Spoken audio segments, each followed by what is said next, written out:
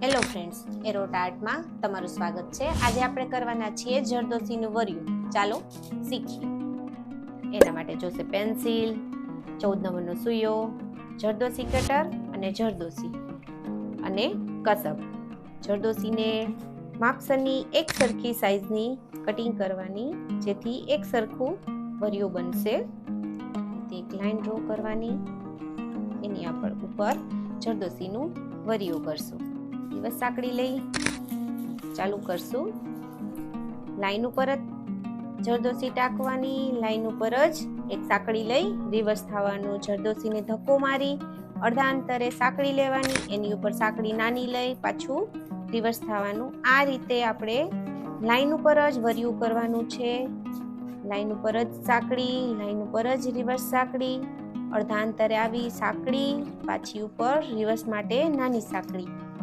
જે પ્રોપર જે વર ચડેલો હોય એને વરિયું કહેવાય। એટલે જરદોશી વર ચડી જશે એટલે એને કહેવામાં આવે છે જરદોશીનું વરિયું। આવી જ રીતે અવનવા વિડીયો માટે અમારી ચેનલને લાઈક, શેર એન્ડ સબસ્ક્રાઈબ કરવા વિનંતી।